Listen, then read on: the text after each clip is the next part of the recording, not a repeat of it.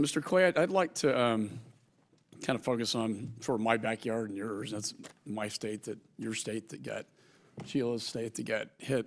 And this is kind of the, thought we had an easel. I'm sorry, you got to hold that up. Oh, okay.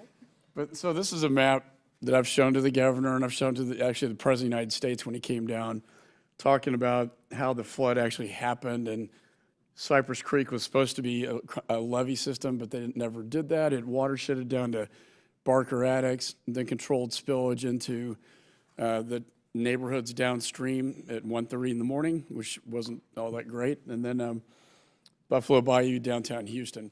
So it seems to me, prevention, since this has flooded 3 times in the last 2 years, doing some of these flood mitigation projects is going to be absolutely essential, which is why we passed the supplemental $90 billion supplemental bill to deal with some of these flood mitigation projects.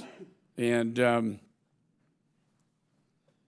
think, again, an ounce of prevention is a pound of cure. And so, and I know the governor sees this the same way. When we've discussed this project, he agreed with me that it would be the #1 priority in the state in terms of flood mitigation. Where is the governor on this? And I think you mentioned something about your first 3 projects have now been approved. Can you tell me what those are? And then what in your view will happen with, I think, both the refortification of Barker Attucks and also the 3rd reservoir? Sure. Well, let me first say the governor completely agrees with you that in order to really rebuild after Harvey, a large portion of what we're going to have to do are these major scale projects that, as you mentioned, 3 floods in the last 2 years, major floods in the last 2 years in Houston. They've actually had 26 since the year 2000 in Houston. So, and 9 federally declared disasters in Houston. So projects of this scale are going to happen.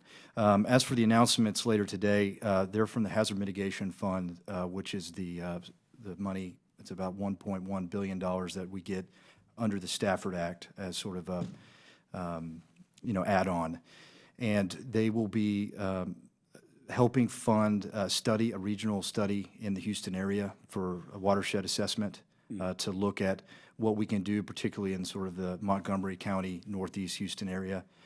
It will be for home buyouts throughout the Harris County Flood Control District, and it will be to start the process, engineering, and study for dredging of the San Jacinto River.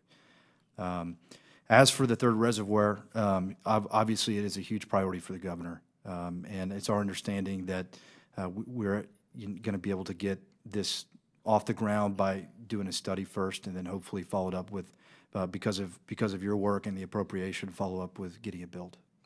Right, and we I think did our work in the Congress. We got $90 billion appropriated. Army Corps of Engineer. Let me just close because I know it's getting late in the day, but I look forward to continuing to work with the governor and your office, sir, on making this a priority. And I think getting Army Corps moving faster than they normally do.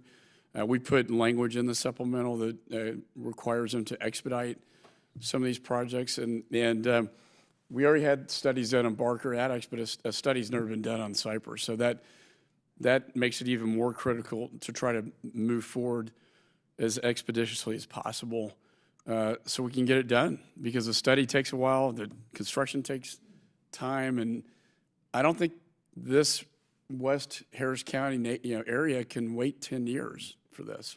Yes, sir. And let me say we completely agree with getting the Army Corps to move faster than it normally does. The governor was here about 3 weeks ago and sat down with General Simonite and his team over there. And so we're going to continue to work with them to make sure that this project and all the other ones that are needed get done as quickly as possible. Okay. And we're committed to working with you and the Army Corps to make sure that happens. Likewise. Chair recognizes Ms. Sheila Jackson-Lee.